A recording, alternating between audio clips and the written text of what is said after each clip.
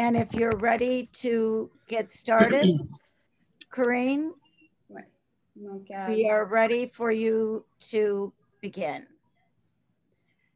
Bonjour à tous et merci pour être présents avec nous pour cette conférence de presse.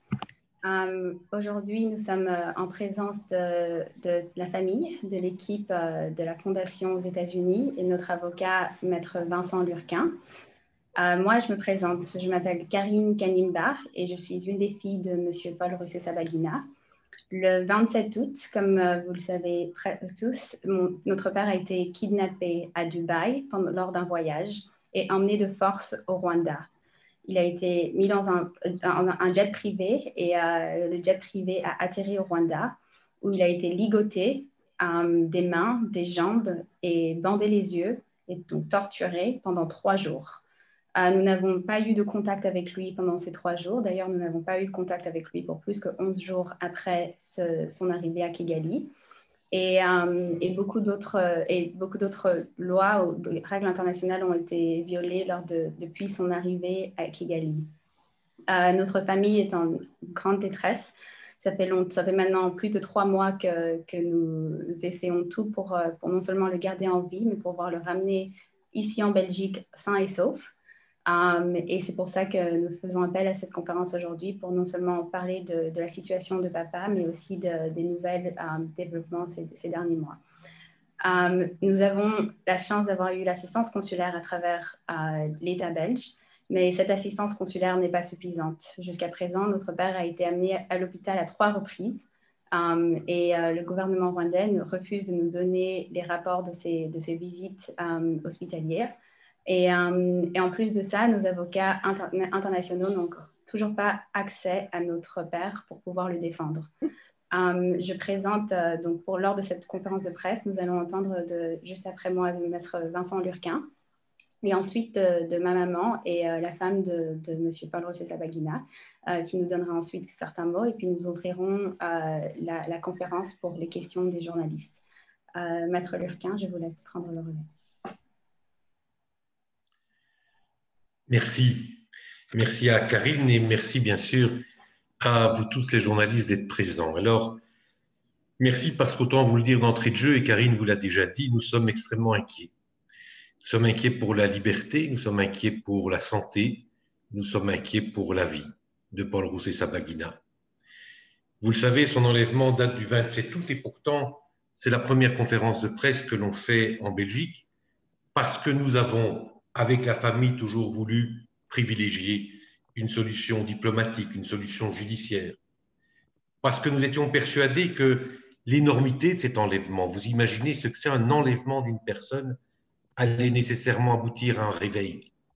Nous allions nous réveiller parce qu'il n'est pas possible de franchir une telle ligne rouge. En tout cas, ce n'est pas possible pour un État de droit qu'est le Rwanda d'avaliser cet état de fait. Alors le jour même où la famille a appris l'arrestation de leur père, de leur mari, nous avons rencontré le ministère belge des Affaires étrangères.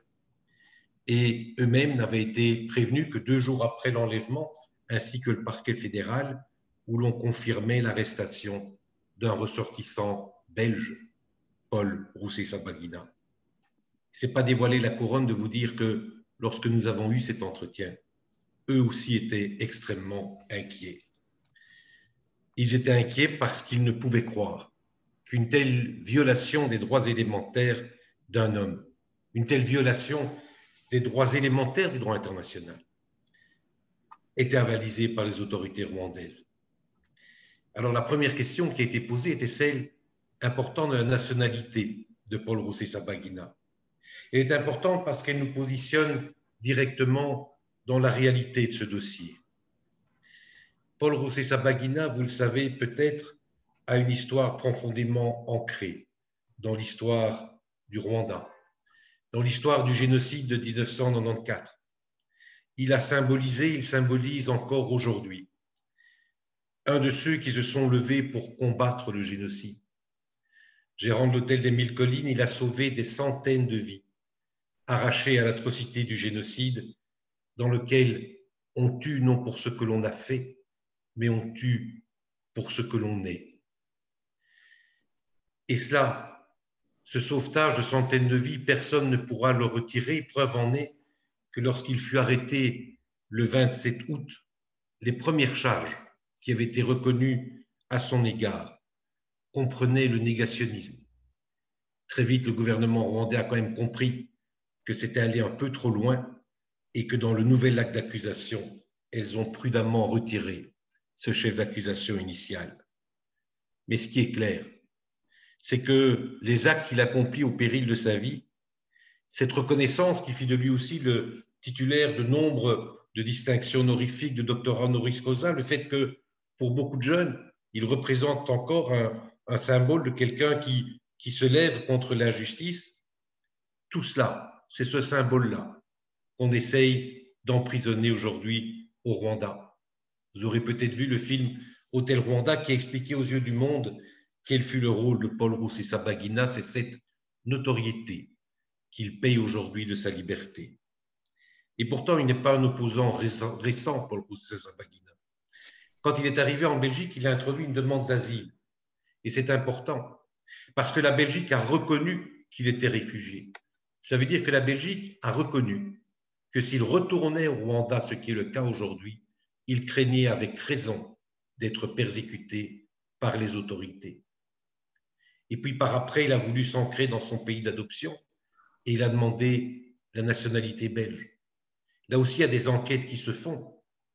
La cause d'exclusion de la Convention de Genève n'avait pas été reprise. Ce que l'on sait, c'est qu'il n'y avait pas de crime de sang qui avait été perpétré par lui. Et lorsqu'il a introduit la demande de nationalité belge, qu'on lui a accordée, ça veut dire aussi que rien ne pouvait lui être reproché. Alors, Paul Rusesabagina n'a pas introduit de demande pour recouvrer sa procédure, sa nationalité rwandaise. Et pourtant, dans l'acte d'accusation, à la première ligne de l'acte d'accusation, vous voyez que l'on dit qu'il est belgo-rwandais. Pourquoi? Parce que si effectivement il a la double nationalité, ça veut dire que les Rwandais peuvent eux seuls procéder en justice, que la Belgique ne pourrait pas, ne fût-ce qu'avoir accès à la prison par une aide consulaire dont Karine vous a parlé. Vous savez, heureusement, qu'aujourd'hui, et malgré ce que dit l'indictment, aujourd'hui, l'on sait que Paul Rusesabagina est belge, et d'ailleurs, pour faire un pied de nez à l'arrogance du pouvoir rwandais, le consul de Belgique va régulièrement le voir. Alors, le 27 août, c'est vrai, il a été arrêté, il a été enlevé, il a été mis dans un jet privé, et ce n'est que plusieurs jours après, 3 jours après, que l'on a su, que le parquet fédéral a su, que le ministère des Affaires étrangères ont su qu'on avait arrêté ce Belge. Vous imaginez l'angoisse de Paul Rusesabagina. Alors, comment cela a pu avoir lieu? On ne le sait pas précisément aujourd'hui parce que, on vous l'a dit, les avocats n'ont pas pu aller le voir. On a directement désigné des avocats qui étaient désignés par le pouvoir rwandais, dont Paul Rusesabagina ne voulait pas, et ce n'est qu'après 3 mois, très récemment, que le bâtonnier Gatera a pu lui rendre visite à la prison, mais malheureusement, ce n'est plus possible maintenant à cause, dit-on, du Covid. Je suis moi-même allé au Rwanda, vu la détresse de la famille et la volonté de pouvoir uniquement le rencontrer. Et ça me fut interdit. Il a été enlevé, il a été ligoté. Il n'a même pas eu ce droit élémentaire de choisir son avocat. Cela mérite, me semble-t-il, de se mettre dans une juste colère. Cela nécessite qu'au-delà de l'aide consulaire de la Belgique, celle-ci puisse dire qu'on ne franchit pas cette ligne rouge, qu'on ne peut pas impunément arrêter des nationaux. Cela nécessite également cette demande, et beaucoup de parlementaires, tant belges qu'européens, s'y sont joints, de transférer Paul Rusesabagina en Belgique. Ce n'est pas un homme qui va se défausser. S'il faut un procès, qu'il se fasse ici en Belgique. Et il paraîtra à ce procès. Il comparaîtra parce qu'il veut dire que la voie de violence n'est jamais celle qu'il a préconisée. La preuve en est qu'il ne se dérobera pas à la justice, c'est que à la demande des autorités judiciaires rwandaises, en 2019, une instruction avait déjà été ouverte et j'ai accompagné Paul Rusesabagina lors des auditions. Chaque fois, il se présentait. Et la dernière fois où il s'est présenté à une audition, nous avons été un peu surpris parce qu'à côté des enquêteurs belges, il y avait également les enquêteurs rwandais, ou plutôt le procureur général de la République rwandaise et son adjoint. Paul Rusesabagina leur a dit « Vous voulez me tuer ». Heureusement, il n'avait pas tout à fait raison, mais il a quand même été enlevé, et notamment par ceux qui venaient l'interroger ici, à Bruxelles. Alors, ce que nous demandons aujourd'hui, c'est que les règles de droit soient simplement respectées. C'est par exemple, simplement, que Paul Rusesabagina puisse, dans le cadre de cette instruction, rencontrer son avocat.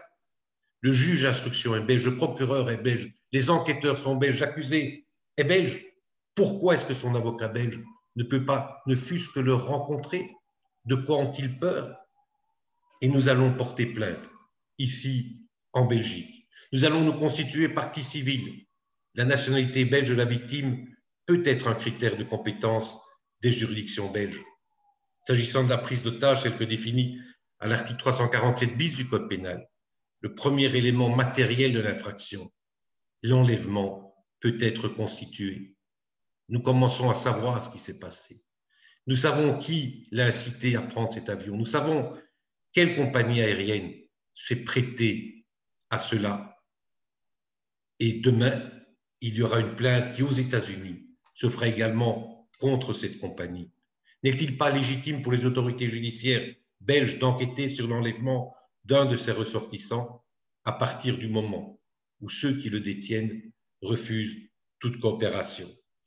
Alors, nous demandons aussi que cessent les murmures de la diplomatie et que la Belgique puisse dire haut et fort que la ligne rouge a été franchie, puisse demander la libération d'un homme qui a été enlevé au mépris de toutes les lois internationales et, dans l'attente de celle-ci, permettre simplement à son avocat de le rencontrer. À défaut, nous aurons ce goût amer d'une complicité qui risque aujourd'hui de faire mourir un homme qui a pourtant sauvé tant d'humanité. Voilà, je veux passer maintenant la parole à quelqu'un pour laquelle j'ai un grand respect. On dit que derrière chaque grand homme, il y a une grande dame. Je vous l'assure, l'épouse de M. Rusesabagina, elle est une grande dame qui nous rappelle quotidiennement, et malgré sa tristesse, que le combat de son mari a toujours et est toujours un combat de réconciliation. Écoutons-la. Bonjour à tous. Tout d'abord, je voudrais remercier toutes les personnes qui nous ont soutenus à combattre l'injustice et le drame que ma famille endure depuis ces 3 derniers mois. Je vous serai très reconnaissante toute ma vie. Ça fait déjà 111 jours que mon mari, mon confident, le père de mes enfants, a été kidnappé par des criminels. C'est pour cela que je fais appel à tous les pays du monde entier de venir à notre aide pour éradiquer ce genre de crime. Mon mari, mon héros, c'est un homme de principe, d'intégrité, un homme qui a toujours lutté contre l'injustice, tant dans sa vie privée que dans son combat humanitaire. Il a toujours été la voix des sans-voix. Pour cela, depuis 2005, nous faisons face à des menaces, des intimidations, des cambriolages, voire même des tentatives de meurtre. Pour ça, le gouvernement belge en est témoin. En fait, mon mari et moi, nous avons traversé beaucoup de difficultés ensemble, mais ce qui se passe maintenant est le prix dur, car nous ne sommes pas côte à côte. Aujourd'hui, mon mari fait face à des allégations fausses, des crimes qu'il a toujours combattus. Son slogan a été toujours la vérité, la justice, la réconciliation pour une paix durable au Rwanda et dans la région des Grands Lacs africains.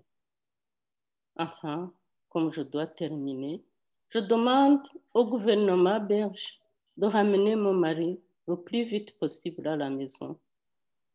La justice internationale a été violée lorsque mon mari a été enlevé, torturé, amené au Rwanda par force sans procédure régulière. Comme l'a dit Martin Luther King, une injustice commise quelque part est une menace pour la justice dans le monde entier. Enfin, pour terminer, je demande aussi à la communauté religieuse du monde entier de prier pour nous, pour que mon mari, le père de mes enfants, revienne à la maison sain et sauf. Il nous manque. Hello, everyone. First of all, I would like to thank all people who have supported us in our struggle against the injustice, the sadness that my family has been going through for the last 3 months. I will be grateful to you all my life. It has been already 111 days since my husband, my confidant, the father of my children, was kidnapped by criminals. That is why I appeal for the country of the world to come to our help to eradicate this kind of crime. My husband, my hero, is a man of principles, integrity, a man who has always fought against injustice, both in his private life and in his humanitarian struggle. He has always been the voice of the voiceless. That is why, since 2005, we have been facing the threat, intimidation, ransacked, even murder attempt. The Belgian government is a witness of this. In fact, my husband and I have gone through a lot of difficulties together, but what is happening now is the hardest because we are not side by side. Today, my husband is facing false allegations, crime that he has always fought against. His motto has always been truth, justice, and reconciliation for lasting peace in Rwanda and the Great Lakes region of Africa.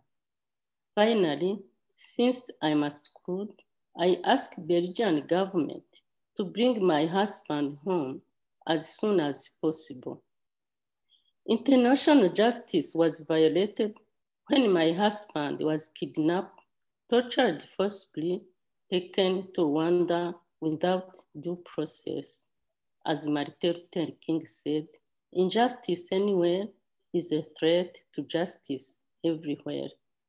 Finally, I also ask the religious community around the world to pray for us that my husband, the father of my children, will come home safe and sound.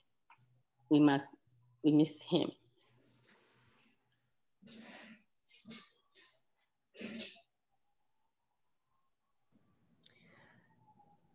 Corinne, could you give a brief summary of Monsieur Lurcan's remarks before we open up for questions and answers? And then we will also be emailing a translation of Monsieur Lurcan's remarks for English speakers. Yes, I'll summarize it quickly. However, so Maître Lurcan discussed the ongoing since the beginning, not only the kidnapping of my father, but also all the troubles we've had thus far in trying to get to him in Rwanda. We have been having trouble not only having representation for his lawyers, for his international lawyers to be with him present in Rwanda, but also even the fact that the Belgian, we need the help of the Belgian institutions and the Belgian government to give us this access, either give us access to him as his lawyers or bring him back to Belgium where he can face trial here. This at least would ensure that he has that he's sitting in front of an independent judge with lawyers of his choosing, and this would also ensure that he is treated well and not tortured and receives the medical attention that he needs. Maître Lurquin also summarized my father's role during the Rwandan genocide as a hero and as a savior of the lives of so many that he welcomed in his hotel, the Hotel des Mille Collines, during the genocide. He emphasized that after the genocide, my father continued to be an outspoken critic of the Rwandan government and the human rights abuses going on in Rwanda, and that made him a target. As he's used his platform to continue to encourage truth, reconciliation, dialogue among the Rwandan people and the international community, Paul Kagame saw him directly as a threat, and therefore continued to harass him, try to attempt to assassinate him, but also and smear him and change his reputation so that he would discredit him. And this is all very political. The reason why my father is sitting in prison is all political, and it has nothing to do really with the false allegations that we know have been brought forward by the Rwandan government.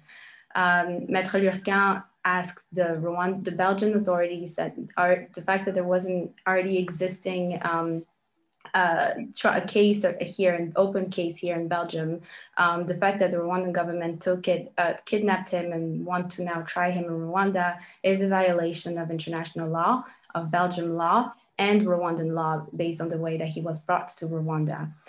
Given all those facts, we cannot expect a fair trial in Rwanda, and therefore we need the assistance of the Belgian government to do its job and bring its citizen back to Belgium and quickly and safely. We will provide the translation of Maître Lurquin's speech because it's a lot more than what I just summarized. However, we will open up to questions from the journalists now.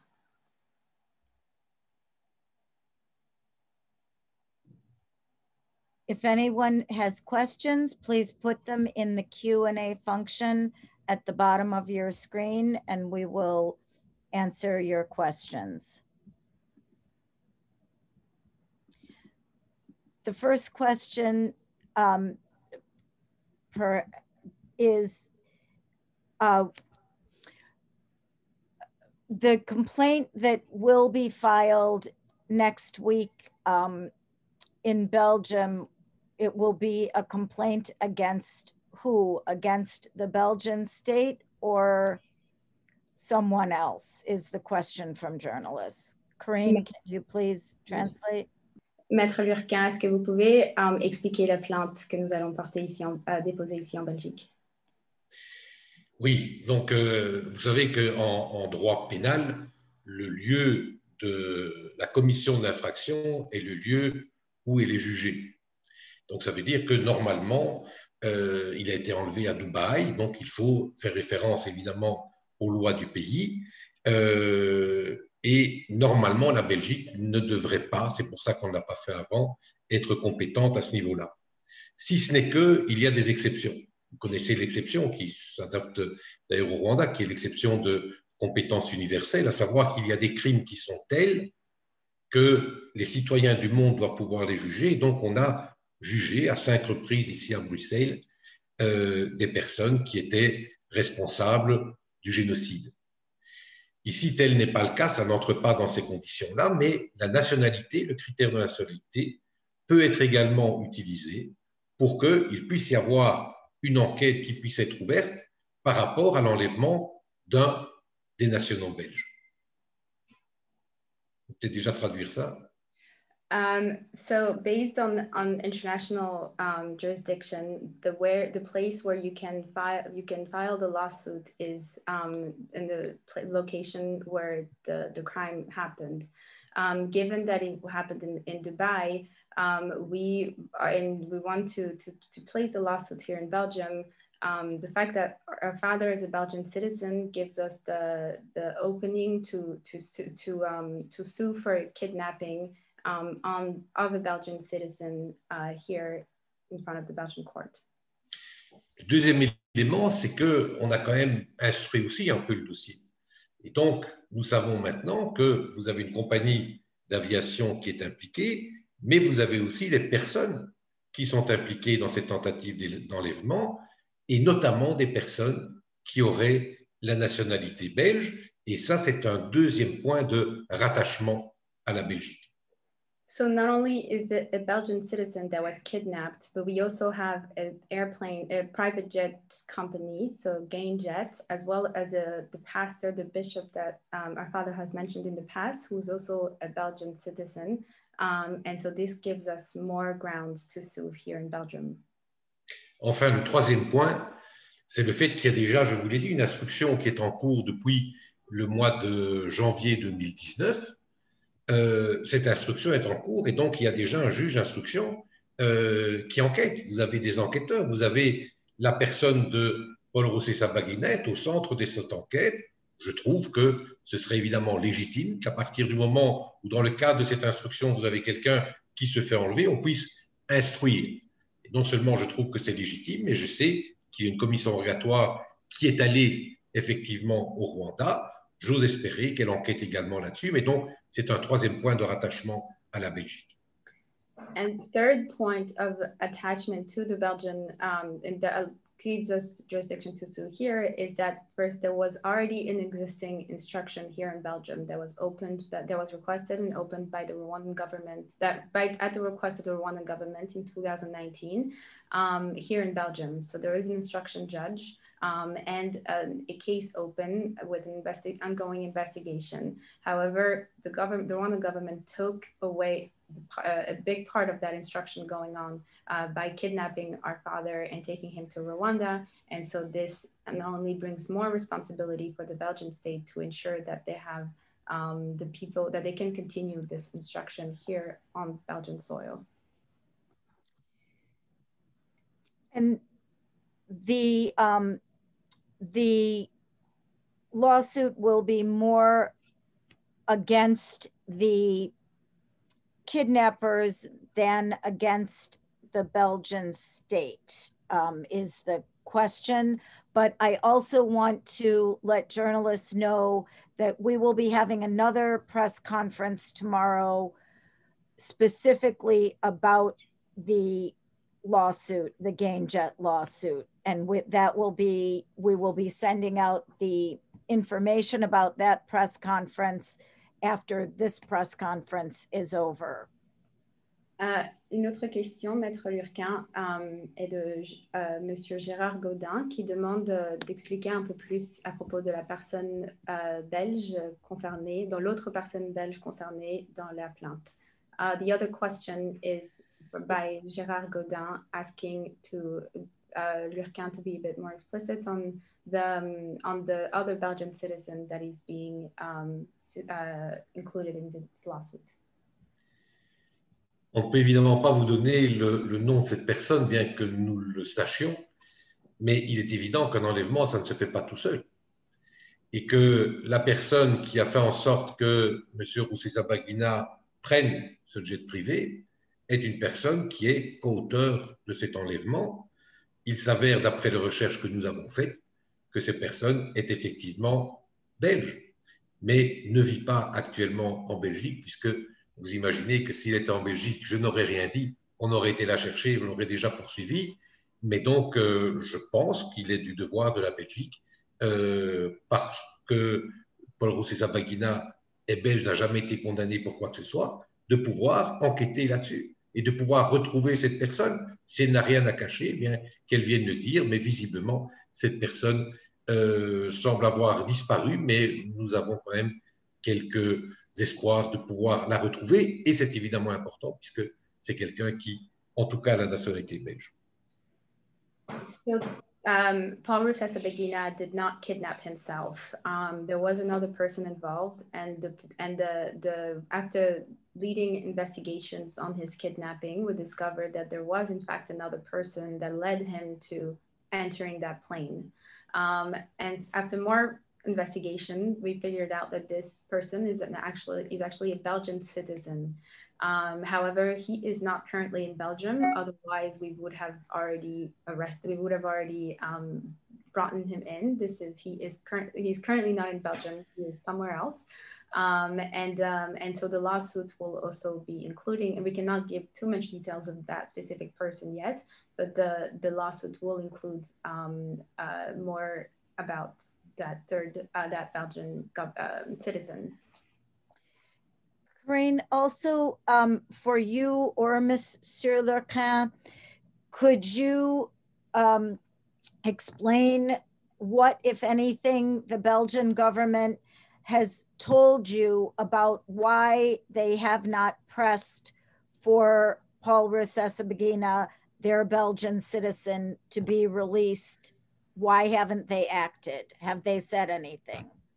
Sure, I will say in French first. Donc la prochaine question est qu'est-ce que le gouvernement belge jusqu'à présent nous a dit, pourquoi est-ce qu'ils n'ont pas encore ramené le ressortissant belge qui a été kidnappé ici en Belgique. Et la réponse à cette question est que jusqu'à présent, ils mènent encore des enquêtes pour voir sur comment il a été kidnappé, pour plus d'enquêtes sur le kidnapping en soi. Mais nous avons vu à travers nos investigations, mais aussi à travers, papa lui-même a dit ça devant le juge à Kigali le 27 novembre, il a dit qu'il a été kidnappé, il a décrit avoir été torturé, avoir été ligoté pendant plusieurs jours. Nous le voyons aujourd'hui qu'il perd du poids, qu'il n'est pas en bonne santé. Donc, qu'est-ce que la Belgique et le gouvernement belge est en train de faire pour enquêter sur le kidnapping? On a déjà tous les faits. C'est une très, très bonne question. So, just to translate, we have been told by the Belgian government that they are still investigating the kidnapping. And this is one of the reasons why they are being slow to help us. However, we know that Dad himself stated on November 27th in front of the judge that he had been kidnapped, that he had been tortured, that he had been tied up by the hands and the legs and blindfolded, and described being brought to Rwanda. As a matter of fact, the president of Rwanda himself described having lured him to Rwanda. And so it's clear that it is a kidnapping. The question is, why isn't Belgium doing anything just yet? And I will let Maître Lurquin give us his thoughts on it as well. Mais pourquoi est-ce que les Belges n'ont pas encore été recherchés Paul Rusesabagina? Pour une raison bien simple, c'est que les Rwandais ne veulent pas. Les Rwandais ne veulent pas et les Belges n'ont pas comme tradition d'aller enlever les gens où ils sont.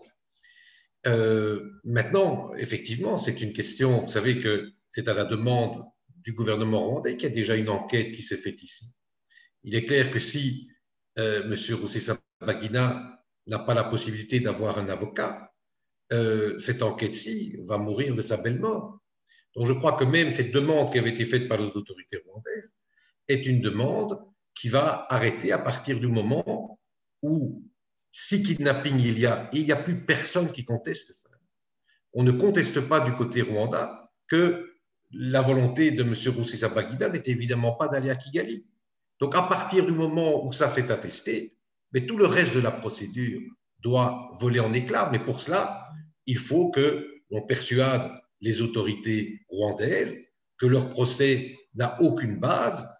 Et je pense que la Belgique doit demander et sa libération, doit demander en tout cas son transfèrement, à savoir qu'il puisse venir ici. Et en attendant, doit au moins demander que dans le cadre de la procédure belge, son avocat belge puisse y aller. Même ça, nous n'avons pas obtenu. Donc je crois que maintenant, effectivement, il faut se réveiller, arrêter de murmurer et parler haut et fort en disant ça dans le concert international, ça ne va pas. Ni pour le Rwanda, ni non plus évidemment pour la Belgique et pour l'Europe, qui doivent condamner fermement cela. So the reason why the Belgians have not been able to bring our father, Paul Rusesabagina, back is because the Rwandan government does not want that to happen. They've clearly refused. They're no longer contesting the fact that he was kidnapped, given that the president himself implied being lured to Rwanda. The Belgian government, nobody's no longer contesting the kidnapping. And on that basis alone, the trial should not continue in Rwanda. A trial does not begin by kidnapping. In addition to that, there was an instruction opened here in Belgium at the request of the Rwandan government. And the fact that not only is his Belgian lawyer that was hired for this instruction cannot only go represent him, whether it's in Rwanda or whether it is here, then why won't the trial cannot continue, rather, if he cannot be present with his client to defend him or to represent him. So what we are asking, and what Maître Lurquin specified, is that we cannot continue to whisper the fact that an international law was violated, and we have to be clear about it, and rather demand that he comes back to Belgium based on the fact that he was kidnapped and international law violated. But also, if needs be, then he comes and continue the instruction and continue the trial here in Belgium, where he would be represented by his Belgian lawyer. Thank you, Corinne. We have 2 more questions in the chat. I'm going to let you read the one in French for yourself. I'm not going to embarrass people with my bad French. From Tawana Davis. Yeah, I can ask it. Maître Lurquin, la prochaine question est, si on poursuivez-vous également le gouvernement rwandais pour le rôle qu'il a joué dans cet enlèvement? Écoutez, nous, on se constitue partie civile, donc nous, on demande qu'il y ait une instruction qui puisse se faire. Nous sommes respectueux de la justice. Nous demandons qu'on puisse savoir ce qui s'est passé. Nous n'avons jamais eu, nous, le contact direct avec votre père. Nous demandons qu'un juge d'instruction puisse le faire. Et puis le juge d'instruction va, lui, enquêter. Et par rapport à son enquête, il va poursuivre les uns et les autres. Nous nous constituons partie civile sur le fait de l'enlèvement. Ça sera au juge d'instruction de dire qui il pense, qui sont les auteurs, les co-auteurs et les complices de cet enlèvement. Mais donc, actuellement, nous constituons partie civile, mais nous ne disons pas préalablement qui sont les coupables. Ça, c'est l'instruction qui va le démontrer.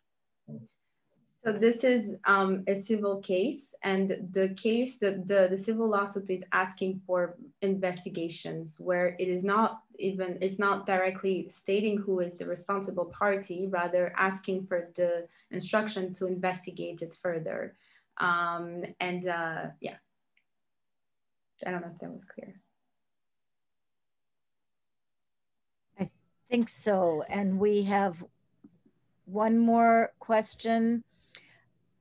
If the Belgian government is not coming to the table anytime soon to assist the family, what are the next steps against the Belgian state, Corinne? Maître Lurquin, donc, puisque la Belgique, le gouvernement belge ne vient pas autour de la table pour aider la famille à ramener leurs ressortissants belges ici en Belgique, quelles sont les prochaines étapes ou la prochaine chose à faire par rapport au gouvernement belge? Et donc, la Belgique, quand même, et vous l'avez dit dans l'introduction, a une aide consulaire. Donc, ça veut dire qu'ils vont voir, comme vous l'avez expliqué, votre père. C'est important pour nous parce que, comme je l'ai expliqué, ça prouve que la Belgique est concernée, que pour la Belgique, il est belge et c'est un ressortissant belge qui est là-bas. Ce n'était pas nécessaire, au début ça a été compliqué, mais honnêtement, la Belgique a pris ses responsabilités à ce niveau-là. Maintenant, ce que nous demandons, c'est qu'elle prenne une responsabilité à un niveau un peu plus élevé. Et vous avez eu de la jurisprudence. Vous avez eu un jour un prêtre belge qui était Guy Tenis, qui avait eu le même problème d'atterrissage forcé à Kigali, qui est resté effectivement en prison pendant quelques semaines. Et puis la Belgique est parvenue à le ramener, à le transférer ici en Belgique. Donc c'est ce que l'on demande, parce que en tout état de cause, ce qui se passe au niveau judiciaire au Rwanda n'a pas de sens à partir du moment où la personne qui comparaît est quelqu'un qui a été enlevé en dehors de tout principe judiciaire. Donc, ce que nous demandons à la Belgique, c'est d'imposer le transfèrement, de dire il est temps maintenant, parce que vous avez peur et vous avez raison pour la santé aussi de votre père, de votre époux, il est temps que le Rwanda mais fasse confiance à la justice belge et fasse en sorte que M. Rusesabagina puisse venir ici et on verra ce qu'il en est par rapport aux charges supposées. So the Belgian government has already acknowledged, obviously, that it is Belgium, that our father is a Belgian citizen because they are providing consular assistance. So by de facto, they are involved and are concerned in this case and therefore hold a huge responsibility. What we are asking the Belgian state, the Belgian government, is to given that they know this was a kidnapping, that they know our father is being tortured, that they know he's not well, he still does not receive his medication, he has been taken 3 times to the hospital. These are facts that they know, so it is the Belgian government to then organize a transfer for our father back to Belgium. There are precedents for this. In 2005, there was a father, Guy Denis, which was another man who was arrested illegally and detained illegally in Rwanda. And the Belgian government mobilized to bring him back to Belgium in order to face trial here. So we are asking the Rwandan government to trust the Belgian state, the Belgian justice system, given that an instruction was already opened here in Belgium, and allow justice to continue in the right way, but not through kidnapping, not through torture, and not through a violation of access to defense. And therefore, again, it is the Belgian government and the Belgian's responsibility to ensure the transfer of their citizen back that was kidnapped back to Belgium. Thank you, Corinne. We had one last question about the timing of the complaint in the Belgian justice system. When will that occur? And then go ahead and answer that question, and then we'll have any final comments from the family, and then we'll wrap up. Est-ce que vous pouvez nous dire plus ou moins quand est-ce que la plainte sera portée ici déposée ici en Belgique?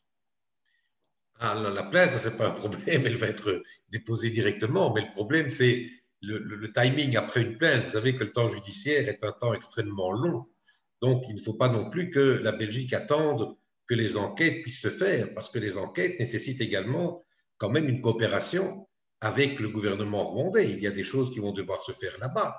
Mais vous devez savoir aussi que le gouvernement rwandais demande une coopération à la Belgique pour venir ici. Donc, je crois que la plainte doit se faire, les enquêtes doivent se poursuivre, mais entre-temps, ça n'empêche pas de demander et la libération et le transfèrement, parce que nous ne pouvons pas faire en sorte que M. Rusesabagina reste pendant des mois dans l'attente d'une suite judiciaire. Je crois que tout le monde est d'accord, et je crois que ce n'est même pas contesté du côté rwandais, sur le fait qu'il y a eu enlèvement, que ça invalide toute la procédure judiciaire.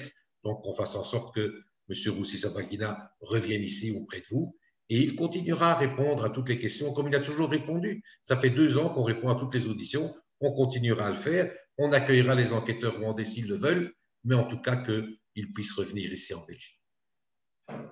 The complaint will be filed as soon as possible. However, the question is rather the fact, the timing of the investigation and the collaboration that must take place between the government of Rwanda and the government of Belgium that allows this investigation to continue. And however, given that this will be ongoing, it does not stop or prohibit the Belgian government from, the Belgian state from ensuring the safety of their citizen and bringing him back here in the time that this investigation is ongoing. Given that we are concerned about his health and we are concerned about his life, really, he should then be transferred here quickly while this investigation and the complaint continues. Corinne, one last question has come up in the chat. It's en français, s'il vous plaît. Yeah. Donc, la question est de M. Aloïs Simpunga. Maître Lurquin, est-il encore tôt pour que la Belgique fasse une condamnation publique à propos du manque de collaboration du gouvernement rwandais? Quelle action a été faite actuellement et officiellement par la Belgique? Mais écoutez, vous savez que la diplomatie est aussi secrète que la justice.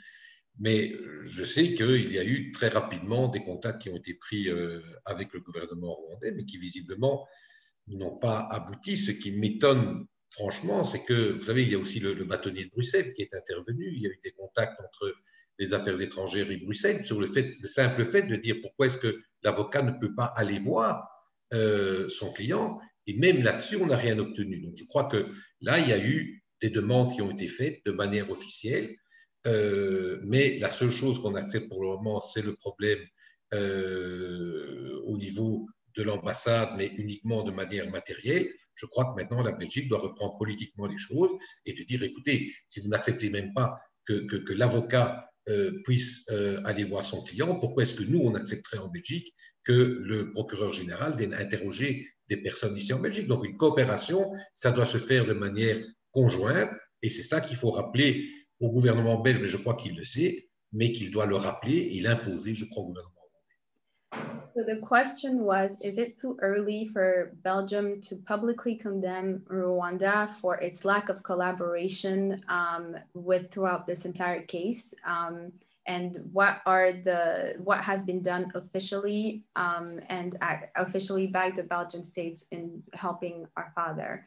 Maître Lurquin explained that there has been some steps taken by the Belgian government states. For instance, when Mr. Lurquin went to Rwanda in October, the head of the Bar Association here in Belgium wrote a letter to the Rwandan Bar Association and the Rwandan government asking for his lawyers to be given access and complying with all the regulations of the Rwandan government in order to allow Maître Lurquin to have access to our father.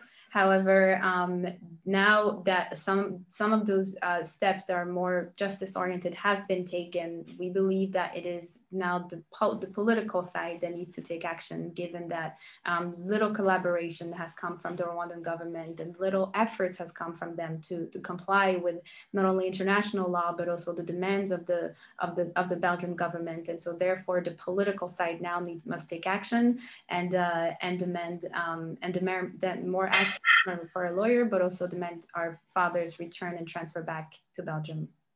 Mais si vous permettez encore un petit mot, c'est pour ça que les journalistes sont aussi importants. Vous le savez, le politique va bouger à partir du moment où on connaîtra le problème de Rusesabagina, on saura qu'il a été enlevé, etc. C'est une chose qui est insensée en droit, qui est insensée au niveau du droit international. Mais donc là, on compte sur votre parole libre pour qu'elle soit entendue au niveau politique. And to add on, in addition to this, that's why he says that the roles of the journalists and journalism is very important in this case, because the politicians need to understand the case, need to face the case in their media in order to take action. And so that's why we encourage you all to report on this story on our father's abuse of our father and his rights in order to encourage the politicians to then help their citizens. Thank you so much, Corinne and Monsieur Lurquin. Would anyone else from the family like to say anything before we close out the press conference? Thank you all very much for attending and for following this case. Corinne and Monsieur Lurquin are completely right. In order to get Paul freed, we need the journalists to write about the facts of the case. Facts matter, and we need the Rwandan government and the Belgian government to recognize the fact that Paul was kidnapped and to return him to Belgium. Thank you very much for attending, and you can always email us or text us if you have more questions after this. Au nom de la famille, je tiens à vous remercier à tous d'avoir participé à cette conférence de presse et nous vous remercions également de nous avoir soutenus depuis le départ, depuis le début de ce kidnapping de notre papa. Et nous vous souhaitons une très bonne journée et continuez à rester à nos côtés. Merci. Merci aussi à Karine, qui est la digne fille de son père, puisqu'elle a traduit plus que ce que je ne disais.